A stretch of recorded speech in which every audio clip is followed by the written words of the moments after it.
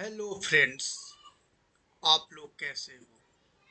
उम्मीद करता हूँ आप लोग अच्छे हो। मैं भी बहुत अच्छा हूँ। आज इस वीडियो में मैं एक कहानी सुनाने वाला हूँ जो एक कल्पना पे, इमेजिनेशन पे आधारित है। इस कहानी का नाम है मेरी गुड़िया। इसमें एक बच्चे का, एक लड़के का, एक छोटी लड़की के प्रति जो प्रेम होता है उसको इसमें दिखाया गया है। ये कहानी आपको इंटरेस्टिंग लगेगा तो आप ध्यान से सुनिएगा। हो सके तो आप नेकबैंड या हैंड्स फ्री लगा लीजिए। वीडियो देखने की जरूरत नहीं है, आप सुनेंगे तो आपको अच्छा लगेगा। तो मैं प्रोसीड करता हूँ आगे। तो कहानी का नायक मैं से शुरू होता है। तो मैं ही अपने इस कहानी में नायक हूँ। तो स्टार्ट करता हूँ। मैं 10 वर्ष का लड़का हूँ और मेरे होलिये से एक भिखारी प्रतीत होता है। मेरे बाल बहुत बड़े बड़े हो चुके हैं और मैं एक फटा गंदे शर्ट पहना हूँ जिसमें बटन नहीं है, तो वह शर्ट खुला हुआ है जिस कारण मेरे पेट, शरीर दिख रहे हैं। नीचे हाफ पैंट है, निकर है जो बहुत ही बड़ा है जिस कारण उसे मैं नारा से बांध करके पहना हूँ। ये है मेरी हुलिया। मेरे बदन पे मिट्टी, धूल के कण चिपके हुए हैं। मैं कई महीनों से, वर्षों से नहीं नहाया हूँ। इस प्रकार मेरी वेशभूषा है, यानी कि मैं एक भिखारी हूँ। और मैं गली, नुक्कड़, चौराहे, मंदिर के बाहर पे बैठकर भीख मांगता हूँ। यही मेरी दिनचर्या है। मेरे पास एक फटा पुराना बदबूदार सा कंबल है जिसे मैं कभी ओढ़ता हूँ तो कभी बिछाता हूँ तो कभी तकिया का सहारा देता हूँ। मंदिर के बाहर मैं बैठा रहता हूँ। लोग आते हैं और मेरे पास एक बहुत गंदे से एक कटोरा है जिसमें लोग पैसे, सिक्के सिक्के डाल देते हैं और उस सिक्के को मैं लेकर, बगल में एक ठेला है जिस पे पकौड़े, पटरी पे जो बिकते हैं, पकौड़े, ब्रेड पकौड़े, कुछ नाश्ते करके बिकते हैं, उनको मैं लेकर जाता हूँ, सिक्के दे देता हूँ और सिक्के के बदले वो मुझे खाने के लिए कुछ दे देते हैं जिससे मेरा पेट भर जाता है। फिर मैं आकर बैठ जाता हूँ और लोग पैसे आकर दे जाते हैं। कभी कभी लोग पैसे नहीं देते हैं तो मैं भीख मांगता हूँ उनसे। माई माई, बाबू बाबू, भूख लागल बा, पैसा दे दा, पैसा दे दा, ऐसा मैं डायलॉग बोलता हूँ। ऐसी मेरी दिनचर्या गुजरती रहती है। सब कुछ बेल सेटल था। बस मुझे अपना पेट पालना होता था, भूख मिटाना होता था। बस मेरे जीने का सिर्फ यही मकसद था कि किसी तरह मैं अपना पेट भर सकूं, अपना पेट की आग जो है उसको शांत रख सकूं। बस इतना ही मैं चाहता था। मैं ये नहीं चाहता कि मेरी इज्जत बढ़े, मेरी शान बढ़े, मेरे पास बहुत सारे पैसे हो, गाड़ी हो, बंगले हो, मतलब ऐसा कुछ भी इच्छा नहीं था। बस एक तरह से समझे तो मैं इस पृथ्वी पर बोझ था, क्योंकि मैं कुछ भी ऐसा काम नहीं कर रहा था। बस बैठा था, पैसे देते थे, उस पैसे को ले जाकर उनको देते थे, उसके बदले खाने को मिलता था, खा लेते थे, पेट भर गया, सो जाते थे। और दिखते सिक्के कम है तो फिर वो मांगते थे। कभी कभी सिक्के बहुत ही कम मिलते, न के बराबर मिलते, फिर भी वो ठेले वाले खाना दे जाते, बस चलते जाता था। बस मेरे अंदर इंसानियत गुण जो है, इच्छा, चाह, लोभ, मोह, ऐसा कुछ नहीं था। मुझे खुशी क्या होता है, दुख क्या होता है, दर्द क्या होता है, कुछ भी महसूस नहीं। क्योंकि मेरा जो पैर है, मेरे बदन है, इस पे बहुत सारे घाव हो चुके हैं। मक्खियाँ इसमें जगह बनाने को उतावला रहते हैं। मक्खियाँ छिद्र कर रही है घाव, फिर भी मुझे कुछ भी असर नहीं होता। मेरे बाल इतने लंबे हो चुके हैं और बाल इतने महक रहे हैं, मेरे बदन इतने महक रहे हैं, फिर भी मुझे कुछ भी एहसास, अनुभव कुछ नहीं हो रहा। मेरे पास कोई आना नहीं चाहता, बैठना नहीं चाहता, फिर भी मैं खुश हूँ, दुख हूँ, कुछ भी एहसास नहीं। पर एक रात ऐसा होता है कि मेरे अंदर अचानक से बदलाव हो जाता है।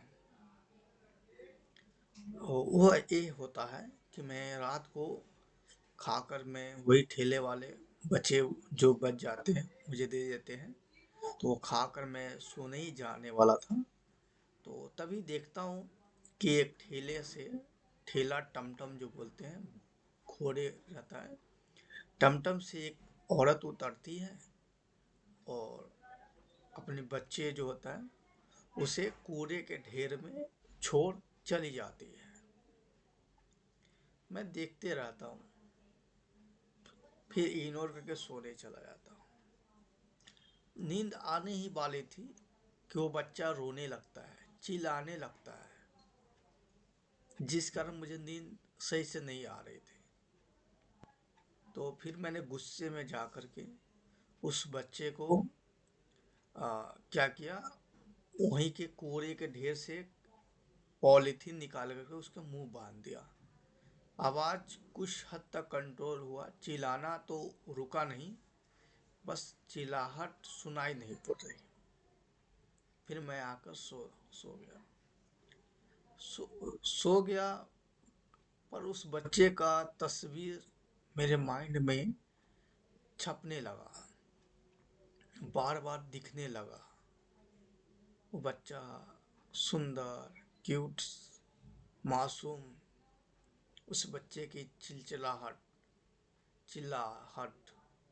मेरे कान में, आंखों में, दिमाग में गूंजने लगी। फिर भी मैं सोने की कोशिश करता। फिर कुछ देर बाद मुझे कुत्ते की भौंकने की आवाज सुनाई पड़ी। कुत्ते भौंकते हुए तेजी से पास आते हुए ऐसा महसूस हुआ। फिर मैं आंख खोल करके देखा, तो देखा कि तीन चार कुत्ते बहुत तेजी से उस बच्चे को काटने की ओर दौड़ रहे हैं, बच्चे की ओर दौड़ रहे हैं। अब मुझसे रहा नहीं गया, मैं तुरंत दौड़कर उस बच्चे के पास गया और उस बच्चे को गोद में उठा लिया। गोद में उठा लिया और भागना शुरू किया। तीन चार कुत्ते थे, उसने अटैक किया मुझ पे। मैं भी उनका सामना किया, डिफेंस किया, पर मेरे पैर, हाथ, बाजू पे कई सर से वो दांत गड़ा चुके थे। अंततः वो कुत्ता असफल हुआ और वहां से चला गया। कुत्ता काटा मुझे तो मुझे कोई भी दर्द महसूस नहीं हुआ। मैं आकर के वहीं पे सो गया, बगल में उस जो बच्चा है उसे भी सुला दिया। सुबह हुआ, सुबह हुआ तो वो ठेला वाला आकर देखता है, ठेला वाला लगाता अपना ठेला, तो दूर से ही मेरे पास उस बच्ची का होने का एहसास, अनुभव होता है। तो वो पास आकर देखता है, देखता है, कहता है ये बच्चा कहाँ से लाए हो। तो मैं उनको सारी कथा सुनाता हूँ, सारी घटना बताता हूँ। बताने के बाद वो मेरे घाव देखते हैं। वो कहते अरे वाह, कुत्ते काटा है, तू अभी तक जिंदा है, तो कुछ नहीं हुआ। से चल चल तेरा दावा कराना होगा। तो वो मुझे ले गए और फिर सुई जो होता है, सुई लगवा दिया। हल्दी चूना भी घाव पे चढ़वा दिया।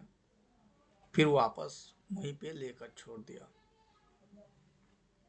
वो ऐसा क्यों कर रहा था मुझे नहीं पता है।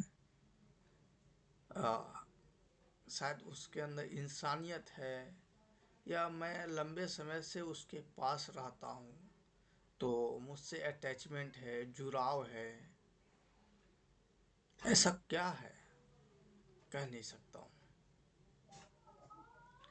बस, तो फिर उस बच्ची को मेरे पास देखा, क्योंकि वो बच्ची एक लड़की थी, छोटी लड़की, और मैं 10 वर्ष का। तो उस उन्होंने कहा कि ये जो छोटी बच्ची है ना, तुम तो अपना पोषण बहुत मुश्किल से करते हो। तुम बहुत गंदे तरह से रहते हो, बदबूदार रहते हो। तुम्हारे पास ये रहेगी तो बीमार हो जाएगा, अच्छे से इसका ख्याल नहीं रख पाओगे। इसे ना किसी को गोद दे दो।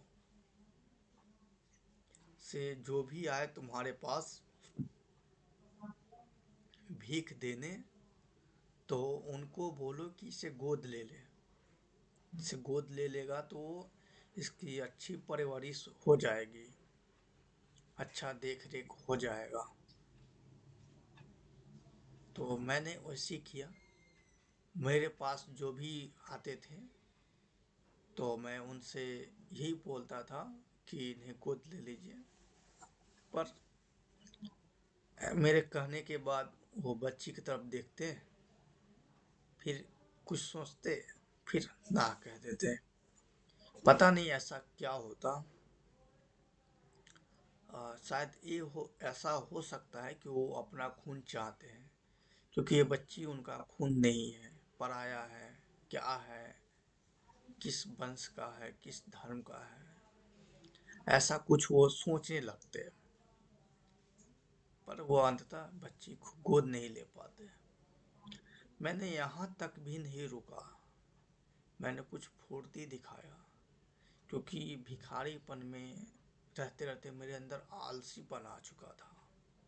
कहा ना, मैंने बरसों तक नहीं नहाया, बाल नहीं कटाया, बस सोते खाते सोते, यही मेरा दिनचर्या था। पर उस बच्ची के लिए मैंने उसे उठा करके हर एक घर घर गया, सबसे कहा कि इन्हें गोद ले लो, प्लीज प्लीज गोद ले लो इनको। पर किसी ने गोद नहीं लिया। तो फाइनली आया कि अब मैं इस बच्ची को खुद ही पालूंगा, इसका केयर टेकर, इसका रखवाला, सब कुछ अब मैं ही बनूंगा।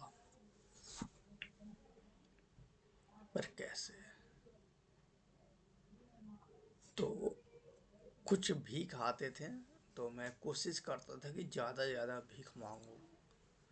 तो भीख मांगने के लिए ज़्यादा से ज़्यादा रिक्वेस्ट करते हैं।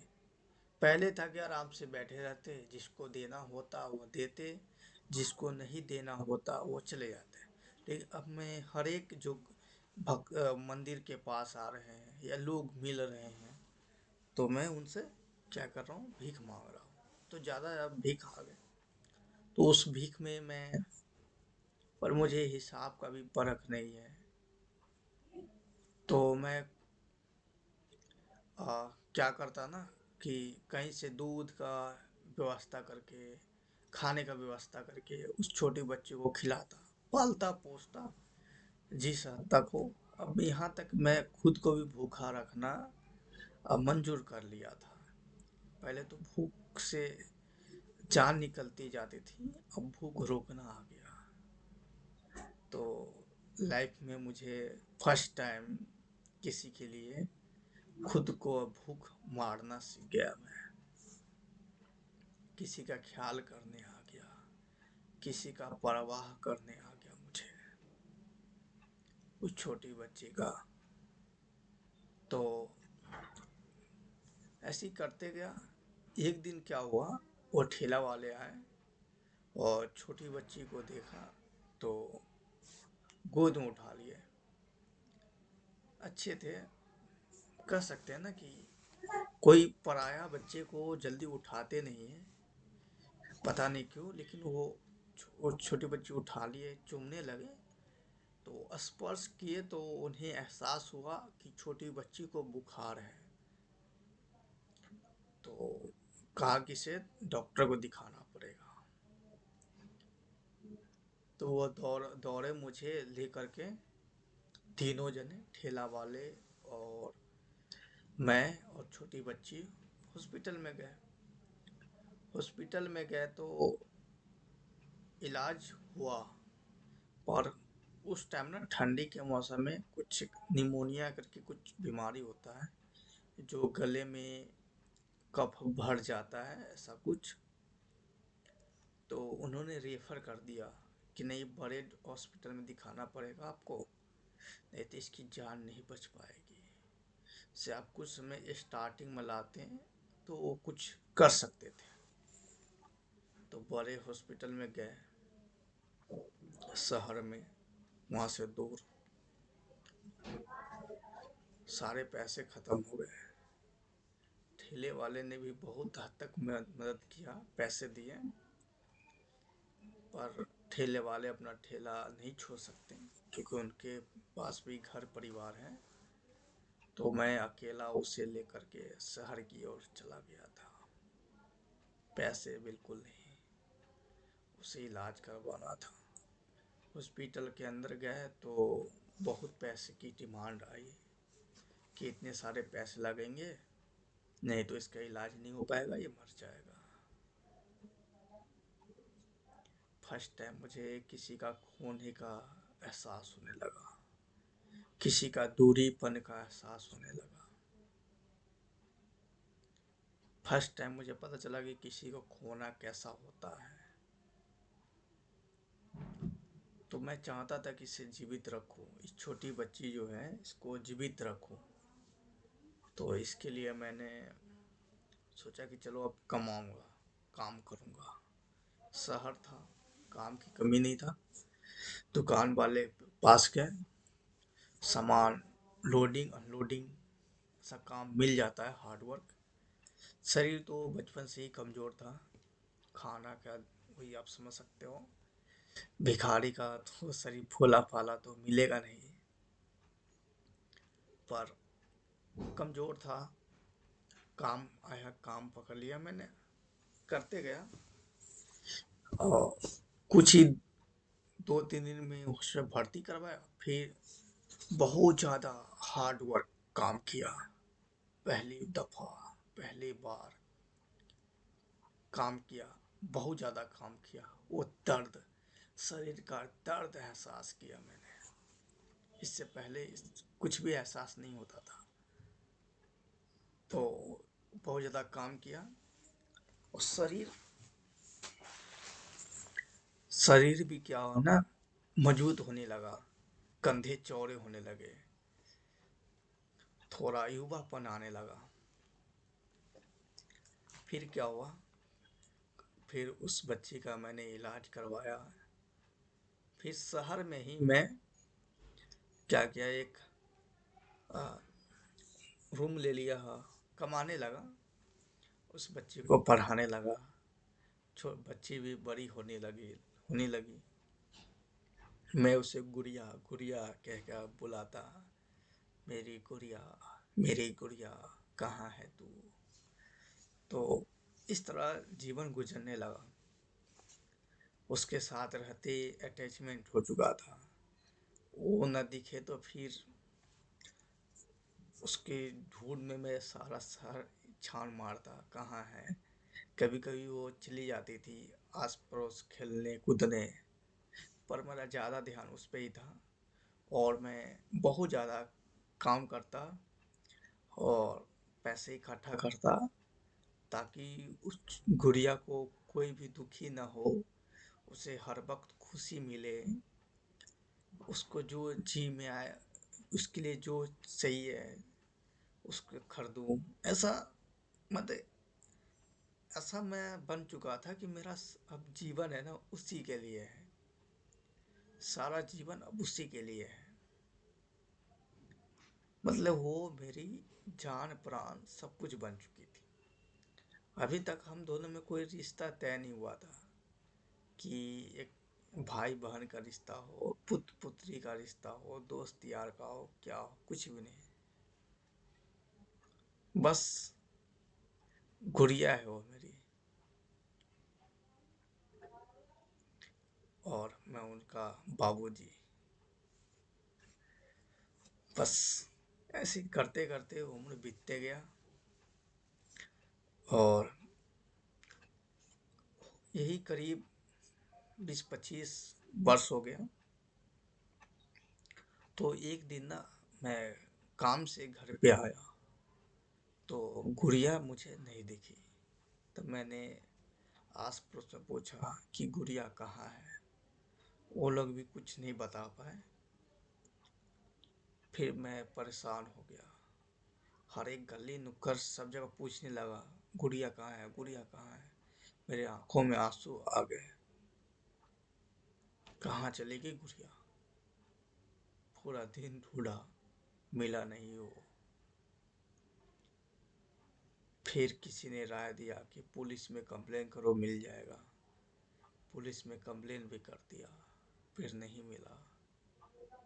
कहाँ गई गुड़िया। फिर गुड़िया मिली नहीं, चली गई। कहाँ चली गई, खो गया, को उठा ले गया, क्या हो गया, कहाँ गुम हो गया, कुछ भी पता नहीं चला। अब गुड़िया बिना जीवन अधूरा सा रहने लगा। फिर पहले की माफी, शरीर में आलसीपन छाने लगा। नहाना धोना पीना, बाल धोना, सब कुछ अब रुक गया। काम पे भी नहीं जाना बंद कर दिया। जो पैसे बचे थे, जमा किए थे, उसे दारू में खत्म करने लगा। दारू पीने लगा, शरीर की हालत खराब करने लगा। पर आस था कि गुड़िया आएगी। गुड़िया को मैं ढूंढते रहा, ढूंढते रहा, ढूंढते रहा। करीब काफी लंबे समय बीत चुका, 5-10 साल हो गया। 10 साल गुजर गया पर गुड़िया नहीं मिली, और मेरी हालत अब कमजोर टाइप का हो चुका। फिर से भिखारी जैसा था, उसी हालत में पहले आ गया। फिर से भीख मांगना शुरू कर दिया था। बस एक जगह पड़ा रहता था, लोग आकर पैसे डाल देते थे। भूख लगता तो किसी दुकान में जाकर खाते, नहीं तो जाता दिन भूखे ही रहता है। एक तरह से मैं मेंटली पागल हो चुका था। मेरी जबान पे सिर्फ गुड़िया गुड़िया की रट रहती थी, मेरी गुड़िया, मेरी गुड़िया। पर गुड़िया मिली नहीं।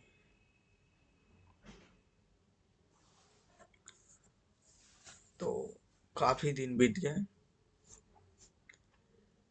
और ठेला वाले जो थे बूढ़े हो चुके थे। तो तबीयत क्या कि एक दिन वो मिल गए। उन्होंने मेरी ऐसी हालत देखी, उन्हें रोना आ गया मुझ पे। तो उन्हें मैंने बताया कि गुड़िया, तो उन्होंने कहा कि गुड़िया को ना किसी एक के कार में जाते हुए देखा था। गुड़िया कोई ले गया था शायद। मुझे लगा तुम गुड़िया को किसी को दे दी हो, इसलिए मैंने रोका नहीं, टोका नहीं। तो मुझे यकीन हुआ कि गुड़िया ने सहमति से अपनी खुशी के लिए मुझे छोड़ दिया होगा। उसे ऐसी लाइफ पसंद नहीं होगी, गरीबों वाली। शायद वो मेरे साथ खुश नहीं रह रही होगी, कि मैं उनका खून का पीता तो नहीं हूँ, उनका पालनहार हूँ, बस ख्याल रखने वाला था। सो मुझे वो छोड़ के चली गई होगी, या उससे अच्छा फैमिली, अच्छा घर बार मिल चुका होगा। ऐसा सोचकर मैं चैन की सांस लिया। पर मेरे अंदर कुछ खटक रही थी बातें कि कम से कम गुड़िया सही सलामत है तो कहाँ है, कम से कम एक बार देख लेता सामने से। वो खुश तो है ना, वो खुश है तो आंखों को तसल्ली मिल जाए। तो फिर मैंने ढूंढना फिर से शुरू किया। शुरू करते करते करते गुड़िया की, मेरी एक गुड़िया का मेरे पास एक फोटो था। वो दिखाते दिखाते, पूछते पूछते एक महल की ओर इशारा किया किसी ने कि गुड़िया को ना इसी घर में ले गया हुआ है। हाँ, एक घर वाले गुड़िया के एक्चुअल में माता पिता थे। तो मैंने खुशी से उस घर में गया। घर में गया तो घर परसों से ऐसा बंद है, ऐसा प्रतीत हुआ, क्योंकि घर बहुत अंधेरा और चारों तरफ से झाड़ी उग चुके थे। अंदर जाल ही जाल पड़े हुए थे, जाल ही जाल। मैं कहा कि इसमें कैसे कोई लोग रहते होंगे। तो फिर अंदर गया। तो अंदर गया तो देखा कि गुड़िया के फोटो पे माला टंगा हुआ है, यानी कि गुड़िया मर चुकी है।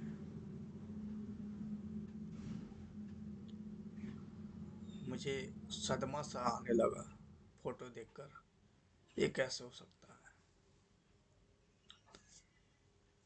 तो मैंने बाहर आया, पूछना शुरू किया कि ये सब कैसे हो गया, कहाँ है, सब कुछ जानना चाह रहा था।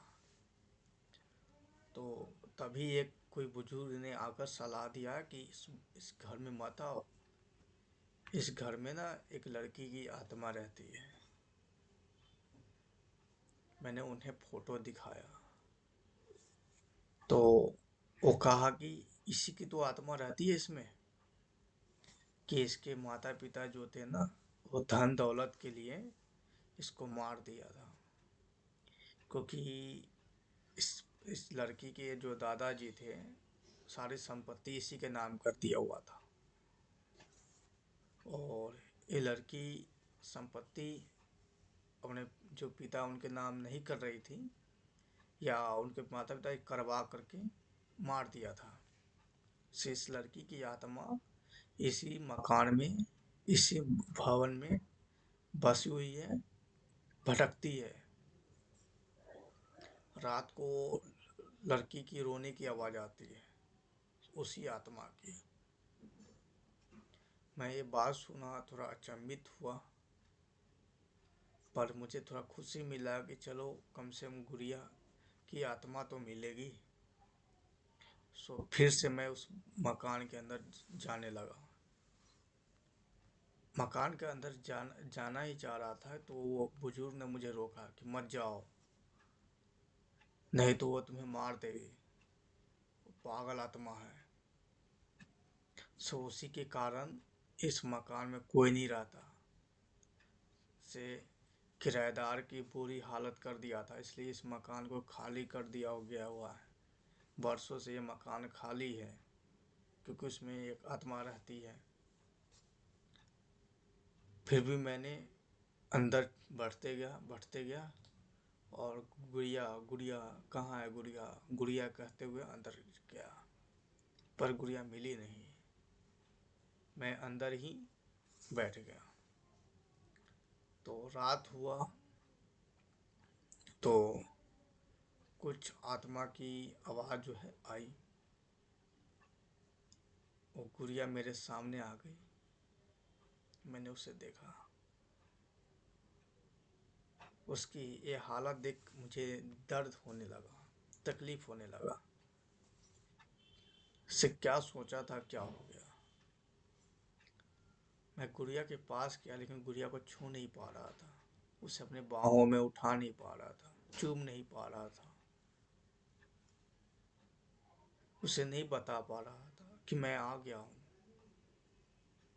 से मैं अगर घर पे होता तो तुम्हारी ऐसी हालत नहीं होती, से तुम्हारी हालत का जिम्मेवार मैं हूँ। ये सब बताना चाह रहा था, बताया भी, पर वो सुन नहीं पा रही थी। वो बस एक ही बोल रही थी कि से निकल जाओ यहाँ से, निकल जाओ यहाँ से, मुझे बदला लेना है, मुझे बदला लेना है, मैं नहीं पहचान रहा हूँ आपको, ऐसा कुछ बोल रही थी वो। मैं उससे बता रहा था कि मैं वही हूँ, तुम्हारा बाबूजी हूँ, बाबूजी हूँ।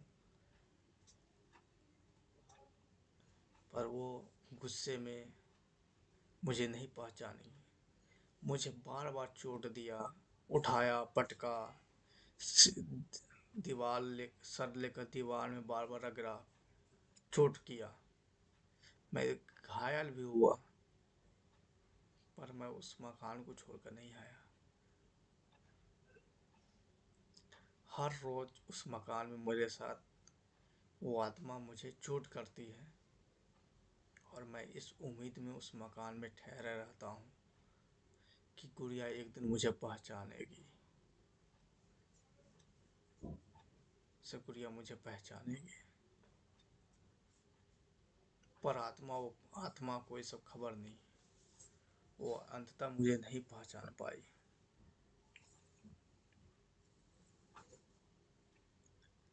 फिर क्या हुआ,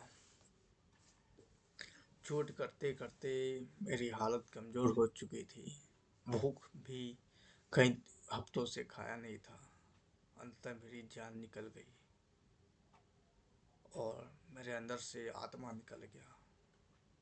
फिर वो आत्मा, गुड़िया की आत्मा जो है से मिली। अंततः गुड़िया की आत्मा उस मकान से आज़ाद हो गया, स्वतंत्र हो गया। मेरा भी आत्मा आज़ाद हो गया, स्वतंत्र हो गया, और गुड़िया और मैं मिल गया।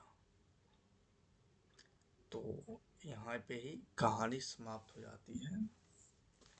तो कैसा लगा ये मेरी गुड़िया नाम की कहानी। इसमें आपको सीखने का पता नहीं क्या मिलेगा, बस यही है।